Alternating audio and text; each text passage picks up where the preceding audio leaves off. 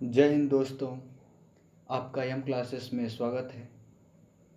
आज मैं UP TET और सी टेट से संबंधित पर्यावरण अध्ययन के महत्वपूर्ण 30 प्रश्नों को पढ़ेंगे।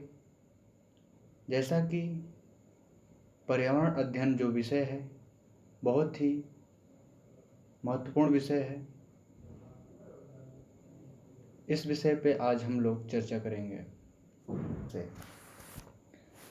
हवा में उपस्थित ऑक्सीजन का प्रतिशत है लगभग option A 44%, option B 23%, option C 40%, option D 21%। तो इस प्रश्न का जवाब है 21%, ऑप्शन डी। हवा में उपस्थित ऑक्सीजन का प्रतिशत है लगभग 21%। वायुमंडल में ऑक्सीजन के साथ साथ और भी गैसें उपस्थित हैं, जिसमें nitrogen 78.08%, oxygen 20.95%, argon 0.93%, carbon dioxide यानी CO2 0.038%, neon gas 0.0018%, helium gas 0.0005%, methane gas 0.00017%, यानी और भी गैसें हैं ऑक्सीजन को छोड़कर हमारे वातावरण में। चलिए दोस्त, प्रश्न नंबर 2 की बात करते हैं। परम तापक्रम पैमाना कौन सा है? परम तापक्रम पैमाना कौन सा है? Option A Celsius, option B Fahrenheit, option C Kelvin, option D इनमें से सभी। तो दोस्त, इस प्रश्न का विकल्प है ऑप्शन सी केल्विन, क्योंकि परम शून्य सैद्धांतिक रूप से न्यूनतम संभव तापमान है। इस ताप पर आणविक ऊर्जा न्यूनतम होती है। परम शून्य तापमान केल्विन स्केल पर 0 डिग्री केल्विन, जबकि सेल्सियस स्केल पर -273.15 डिग्री सेंटीग्रेड परिभाषित किया गया है। केल्विन पैमाने को परम ताप पैमाना भी कहा जाता है। चलिए दोस्त, प्रश्न नंबर 3 की बात करते हैं। प्रकाश संश्लेषण संपादित होता है। प्रकाश संश्लेषण संपादित होता है ऑप्शन ए सभी पौधों द्वारा, ऑप्शन बी सभी जंतुओं एवं पौधों द्वारा, ऑप्शन सी सभी हरे पौधों द्वारा, ऑप्शन डी वायरसों द्वारा। तो दोस्त, इस प्रश्न का सही जवाब है ऑप्शन सी सभी हरे पौधों द्वारा। प्रकाश संश्लेषण संपादित होता है सभी हरे पौधों द्वारा। प्रकाश संश्लेषण वह क्रिया है जिसमें पौधों के हरे भाग सूर्य से प्रकाश ऊर्जा को ग्रहण कर वायु से ली गई CO2 तथा मृदा से शोषित जल द्वारा कार्बोहाइड्रेट्स का निर्माण करते हैं। इस प्रकार प्रकाश संश्लेषण की क्रिया में हरे पौधे प्रकाश ऊर्जा को रासायनिक ऊर्जा में रूपांतरित करते हैं। इस प्रकार प्रकाश संश्लेषण की क्रिया में हरे पौधे प्रकाश ऊर्जा को रासायनिक ऊर्जा में रूपांतरित करते हैं। चलिए दोस्त, प्रश्न नंबर 4 की बात करते हैं। ध्वनि या ध्वनि प्रदूषण मापा जाता है। ध्वनि या ध्वनि प्रदूषण मापा जाता है ऑप्शन ए फान में, ऑप्शन बी डेसी में, ऑप्शन सी डेसिबल में, ऑप्शन डी डेसिमल में। तो दोस्त, इस प्रश्न का जवाब है ऑप्शन सी डेसिबल में। तेज ध्वनि वातावरण में ध्वनि प्रदूषण का कारण बनती है। यह अवांछित ध्वनि मानव में अशांति एवं बेचैनी उत्पन्न कर देती है। ध्वनि की इकाई डेसिबल डीबी है। इसकी इकाई के माध्यम से ध्वनि प्रदूषण को मापा जाता है, यानी डेसिबल इकाई के माध्यम से ही ध्वनि प्रदूषण को मापा जाता है। चलिए दोस्त, प्रश्न नंबर 5 की बात करते हैं। प्रश्न नंबर 5, कौन पर्यावरण के लिए हानिकारक है? ऑप्शन ए कागज, ऑप्शन बी कपड़ा, ऑप्शन सी धातु, ऑप्शन डी प्लास्टिक। तो दोस्त, इस प्रश्न का जवाब है ऑप्शन डी प्लास्टिक। प्लास्टिक ही एक अक्षयकारी प्रदूषक है। प्लास्टिक एक अक्षयकारी प्रदूषक है जो कि जीवाणुओं द्वारा नष्ट नहीं होते हैं या इनकी विघटन की क्रिया कम होती है। प्लास्टिक मृदा प्रदूषण के साथ साथ वातावरण को भी प्रदूषित करता है। इसलिए हम लोगों को प्लास्टिक का इस्तेमाल कम करना चाहिए, जिससे कि प्रदूषण कम हो सके। हमें बाजार जाते समय या बाजार से सामान लाने के लिए हमें थैले का इस्तेमाल करना चाहिए। चलिए दोस्त, प्रश्न नंबर 6 की बात करते हैं। निम्न में कौन विश्व उष्मायन का कारण है? निम्न में कौन विश्व उष्मायन का कारण है? ऑप्शन ए जल प्रदूषण, ऑप्शन बी मृदा प्रदूषण, ऑप्शन सी वायु प्रदूषण, ऑप्शन डी ध्वनि प्रदूषण। दोस्त, इस प्रश्न का जवाब है ऑप्शन सी वायु प्रदूषण। विश्व उष्मायन का प्रमुख कारण वायु प्रदूषण है। विश्व उष्मायन का प्रमुख कारण वायु प्रदूषण है। वायुमंडल में उपस्थित वह गैसें जो तापीय अवरक्त विकिरण रेंज के अंतर्गत विकिरणों का अवशोषण एवं उत्सर्जन करती हैं। पृथ्वी के वायुमंडल में पाई जाने वाली प्रमुख ग्रीन हाउस गैसें हैं, जिसमें जलवाष्प, कार्बन डाइऑक्साइड, मीथेन एवं नाइट्रस ऑक्साइड आदि गैसें हैं। वायु प्रदूषण के कारण वायुमंडल में इन गैसों की सांद्रता बढ़ती है, जिस कारण ग्रीन हाउस प्रभाव उत्पन्न होता है। चलिए दोस्त, प्रश्न नंबर 7 की बात करते हैं। महासागर पृष्ठ के अधिकांश जगह आवृत किया है, जो है लगभग।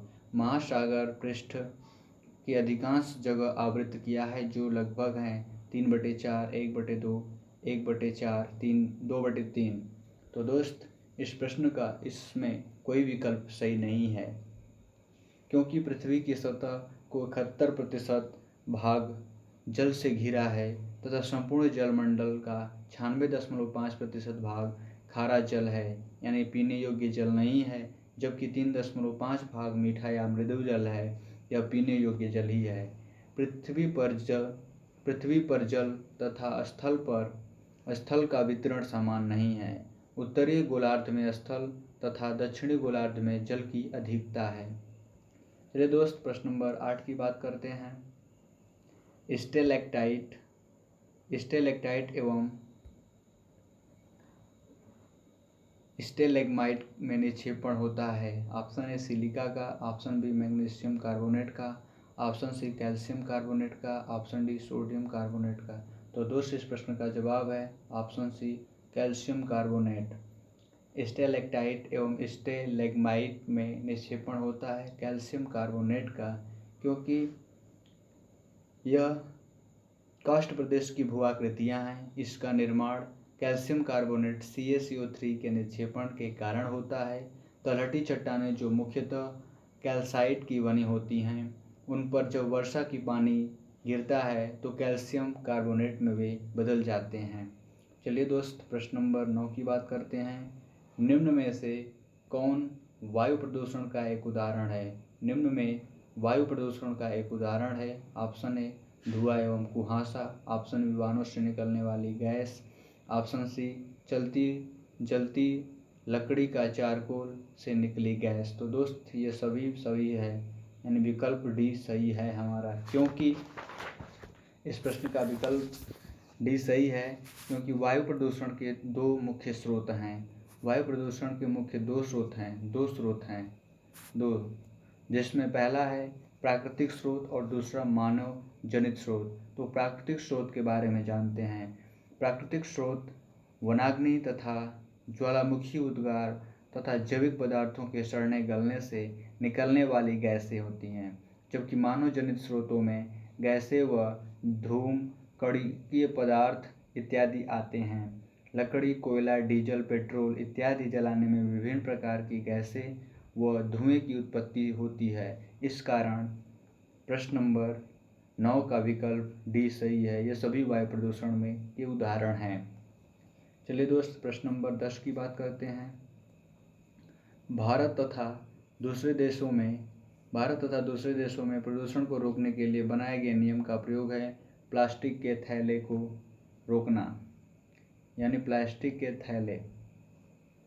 भारत एवं विश्व के अन्य देशों में प्रदूषण को रोकने के लिए बनाए गए नियम मुख्यतः प्लास्टिक के थैले के प्रयोग को रोकना है। वर्तमान में प्लास्टिक प्रयोग अत्यधिक हो रहा है, इसलिए जो क्षयकारी प्रदूषक है, यह मुख्यतः मृदा प्रदूषण के लिए जिम्मेदार होता है। इसलिए हमें प्लास्टिक का इस्तेमाल या प्लास्टिक के थैलों का इस्तेमाल नहीं करना चाहिए।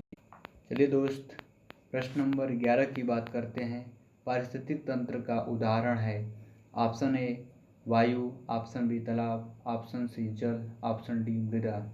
तो दोस्त इस प्रश्न का जवाब है ऑप्शन बी तालाब, क्योंकि जीवमंडल में उपस्थित सभी संगठकों के वे समूह जो पारस्परिक क्रिया में सम्मिलित होते हैं तथा एक सुनिश्चित क्षेत्र धारण करता है, वह क्षेत्र पारिस्थितिक तंत्र का निर्माण करते हैं। पारिस्थितिक तंत्रों के उदाहरण घास, स्थल, वन, तालाब एवं झील इत्यादि हैं। यानी पारिस्थितिक तंत्र का उदाहरण है घास, स्थल, वन, तालाब एवं झील इत्यादि। तो इस प्रश्न का जवाब है तालाब। चलिए दोस्त अगले प्रश्न की बात करते हैं। प्रश्न नंबर 12, कौन जीवी कारक नहीं है? ऑप्शन ए पेड़ पौधे, ऑप्शन बी जंतु, ऑप्शन सी सूक्ष्मजीव, ऑप्शन डी प्रस्तर।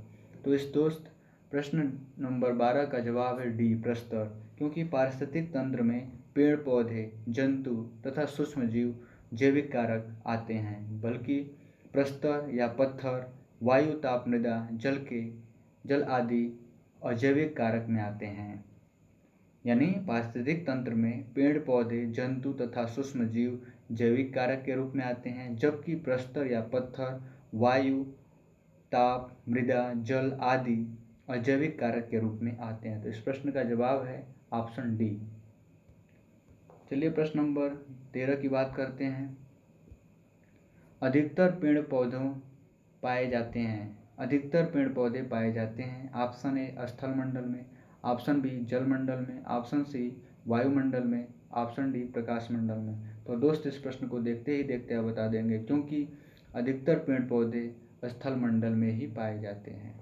इस प्रश्न का ऑप्शन ए सही है। चलिए दोस्त प्रश्न नंबर 14 की बात करते हैं। अन्य मृत जंतुओं पर निर्वाह करने वाले प्राणी को कहा जाता है। अन्य मृत जंतुओं पर जीवन निर्वाह करने वाले प्राणियों को कहा जाता है। Option A parasite, option B decomposer, option C scavenger, option D omnivore. तो दोस्त इस प्रश्न का जवाब है स्क्वेंजर, ऑप्शन सी, क्योंकि स्क्वेंजर उन जीव जंतुओं को कहते हैं जो अपने आवासीय क्षेत्र में उपस्थित मृत जंतुओं को खाकर अपना जीवन निर्वाह करते हैं। हाइना एवं गिद्ध स्क्वेंजर के सबसे अच्छे उदाहरण है। स्क्वेंजर उन जीव जंतुओं को कहते हैं जो अपने आवासीय क्षेत्र में उपस्थित मृत जंतुओं को खाकर अपना जीवन निर्वाह करते हैं। जैसे हाइना एवं गिद्ध स्क्वेंजर के सबसे अच्छे उदाहरण हैं। चलिए दोस्त प्रश्न नंबर 15 की बात करते हैं। सीएनजी संक्षिप्त रूप है, यानी सीएनजी का फुल नेम बताइए क्या है? Option A queen natural gas, option B compressed natural gas, option C carbonized natural gas का, option D carburetted natural gas का। तो दोस्त इस प्रश्न का जवाब है option B compressed natural gas. CNG का पूर्ण रूप है कंप्रेस्ड नेचुरल गैस, यानी संपीड़ित प्राकृतिक गैस हिंदी नाम है। मानक वायुमंडलीय दाब पर प्राकृतिक गैस जितना आयतन घेरती है उसके 1% से भी कम आयतन पर प्राकृतिक गैस को संपीड़ित कर सीएनजी का उत्पादन किया जाता है। मानक वायुमंडलीय दाब पर प्राकृतिक गैस जितना आयतन घेरती है उसके 1% से भी कम आयतन पर प्राकृतिक गैस को संपीड़ित कर सीएनजी का उत्पादन किया जाता है। प्रश्न नंबर 15 का विकल्प बी सही है। चलिए दोस्त 16 नंबर पे बात करते हैं। वातावरण में, हमारा प्रश्न है वातावरण में अत्यधिक हानिकारक सल्फर मिश्रित गैस है। वातावरण में अत्यधिक हानिकारक सल्फर मिश्रित गैस है। Option A S, option B H2S, option C SF6, option D SO2। तो दोस्त SO2 विभिन्न स्रोतों में उत्सर्जित होकर वायुमंडल में नमी को सोखने के बाद सल्फ्यूरिक अम्ल यानी H2SO4 का निर्माण करती है।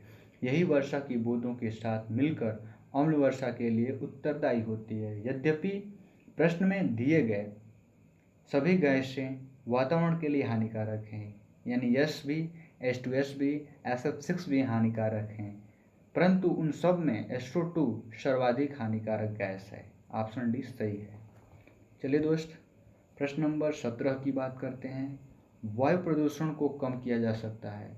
वायु प्रदूषण को कम किया जा सकता है वृक्षों द्वारा, ऑप्शन बी मछलियों द्वारा, ऑप्शन सी जंतुओं द्वारा, ऑप्शन डी सूर्य प्रकाश द्वारा।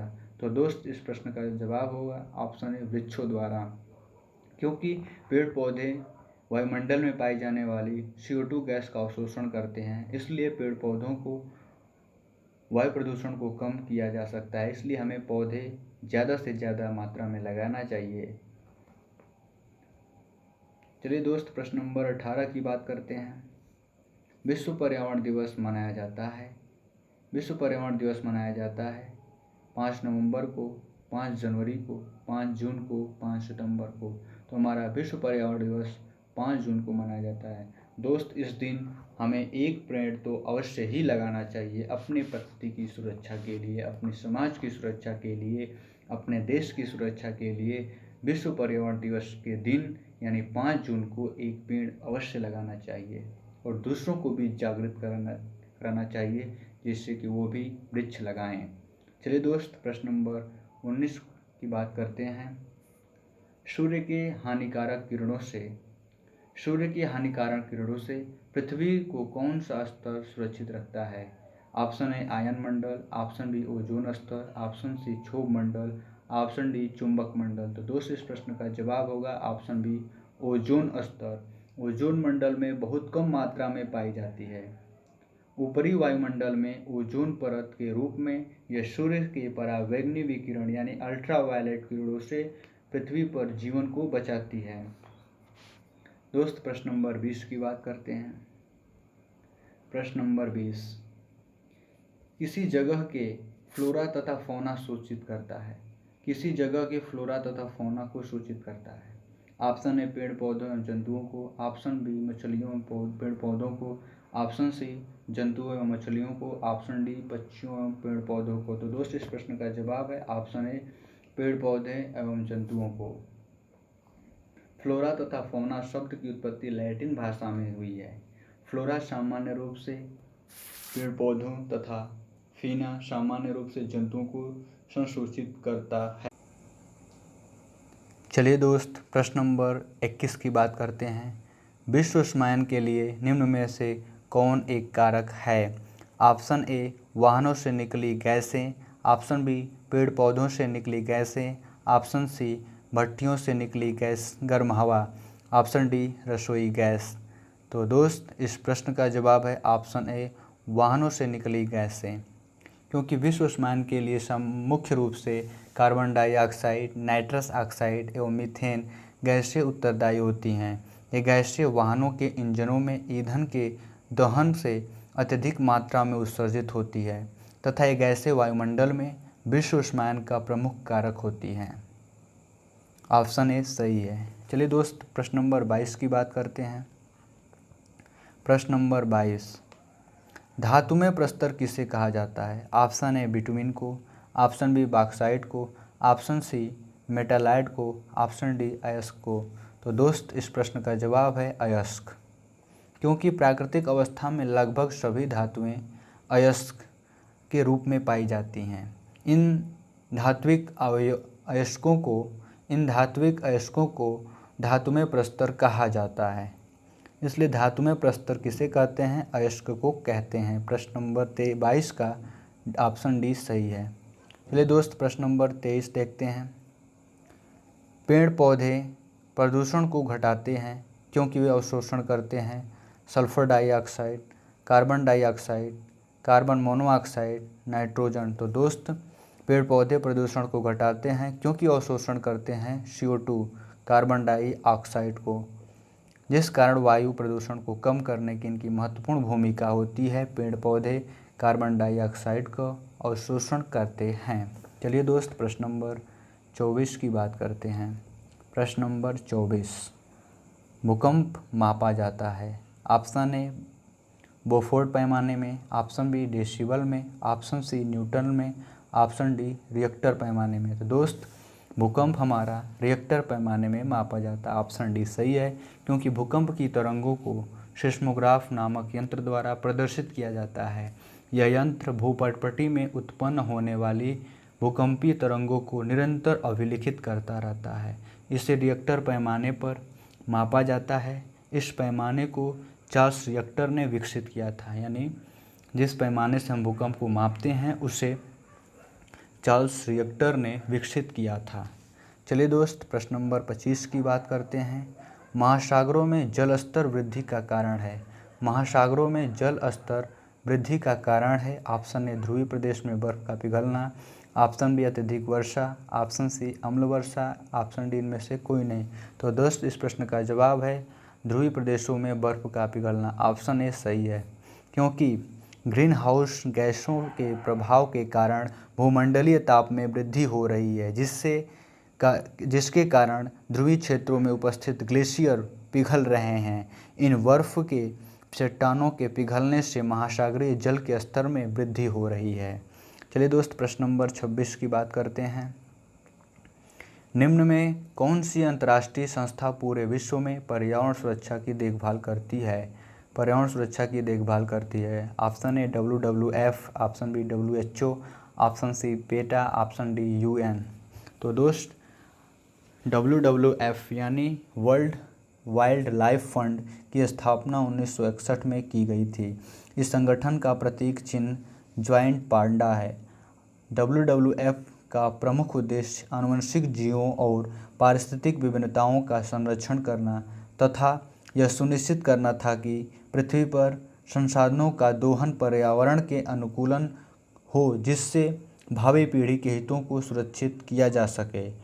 WWF के अलावा पेटा तथा UN भी पर्यावरण सुरक्षा की देखभाल करने में से संबंधित संस्था या संगठन है, लेकिन मुख्य रूप से WWF को माना जाता है। ऑप्शन ए सही होगा। चलिए दोस्त, प्रश्न नंबर 27 की बात करते हैं। कीटनाशियों के अत्यधिक इस्तेमाल से होगा, यानी जो कीटनाशकों का अधिक इस्तेमाल किया जाता है। तो ऑप्शन ए वायु प्रदूषण, ऑप्शन बी ध्वनि प्रदूषण, ऑप्शन सी जल प्रदूषण, ऑप्शन डी इनमें से सभी। तो दोस्त जब कीटनाशकों के अत्यधिक इस्तेमाल से होता है हमारा जल प्रदूषण होता है। Option C. वर्तमान समय में फसलों के अधिक उत्पादन प्राप्त करने हेतु कृषि में नई नई पद्धतियों का प्रयोग बढ़ता जा रहा है। कृषि में इन पद्धतियों के चलते रासायनिक उर्वरकों, अपतृणनाशकों एवं कीटनाशक दवाओं के प्रयोग में भी तीव्र वृद्धि हुई है। इन रासायनिक तत्वों के प्रयोग के कारण जल प्रदूषण की समस्या उत्पन्न हो रही है, यानी कि कीटनाशकों के अत्यधिक इस्तेमाल से होगा जल प्रदूषण। ऑप्शन सी सही है। चलिए दोस्त, प्रश्न नंबर 28 की बात करते हैं। प्रश्न नंबर 28, लवण जो जल का अवशोषण करता है, लवण जो जल का अवशोषण करता है कहलाता है। ऑप्शन ए हाइग्रोस्कोपिक लवण, ऑप्शन बी एनहाइड्रस लवण, ऑप्शन सी हाइड्रोफिलिक लवण, ऑप्शन डी हाइड्रोफोबिक लवण। तो दोस्त इस प्रश्न का सही जवाब है ऑप्शन ए हाइग्रोस्कोपिक लवण। हाइग्रोस्कोपिक लवण जल का अवशोषण करता है। ये लवण वातावरण में पाए जाने वाले जल के अणुओं का अवशोषण कर लेते हैं। चलिए दोस्त, प्रश्न नंबर 29 की बात करते हैं। प्रश्न नंबर 29, पारिस्थितिक तंत्र एवं प्राकृतिक अधिवासों का संरक्षण उसके प्राकृतिक वातावरणों में प्रजातियों का जीवनक्षम जनसंख्या का रखरखाव एवं प्रतिप्राप्ति के लिए प्रयुक्त पद है। ऑप्शन ए क्रोड संरक्षण, ऑप्शन बी संस्थानीय संरक्षण, ऑप्शन सी अपस्थानीय संरक्षण, ऑप्शन डी परिधीय संरक्षण। तो दोस्त इस प्रश्न का सही जवाब है स्वस्थानीय संरक्षण। वन्य जीव का स्वस्थानीय संरक्षण में प्रजातियों का संरक्षण प्राकृतिक आवास में किया जाता है। अतः इस प्रकार के संरक्षण के लिए प्राकृतिक वनों, चारागाहों, मैदानों, नदियों, झीलों आदि का संरक्षण आवश्यक होता है। इसके लिए इन प्राकृतिक आवास स्थानों को निषिद्ध क्षेत्र घोषित कर दिया जाता है। तो दोस्त इस प्रश्न का जवाब है स्वस्थानीय संरक्षण। ऑप्शन बी सही है। चलिए दोस्त, प्रश्न नंबर 30 पर बात करते हैं। सामुद्रिक कच्छपों को जीवंत जीवाश्म कहा जाता है क्योंकि वे 150 मिलियन वर्षों से भी अधिक समय से पृथ्वी पर उपस्थित भारतीय उपमहाद्वीप के जलभागों में पाए जाने वाले 5 प्रजातियों के समुद्री कच्छप में सबसे अधिक संख्या किसकी है? ऑप्शन ए केनेप्स रिडले की, ऑप्शन बी लागरहेड की, ऑप्शन सी ऑलिव रिडले की। तो दोस्त इस प्रश्न का जवाब है ऑप्शन सी ऑलिव रिडले की, क्योंकि भारतीय महाद्वीप के जलीय भागों में पाए जाने वाले समुद्री कच्छप में सबसे अधिक संख्या ओलिव रिडले प्रजाति की है। आज के वीडियो में इतना ही। नेक्स्ट वीडियो में महत्वपूर्ण प्रश्नों को लेकर जल्द ही हाजिर होंगे। मेरे चैनल को सब्सक्राइब करें, मेरे वीडियो को लाइक करें और अपने दोस्तों तक मेरे वीडियो को पहुंचाएं, यानी शेयर करें, जिससे कि वो भी अपनी परीक्षा की तैयारी अच्छे से कर सकें। धन्यवाद।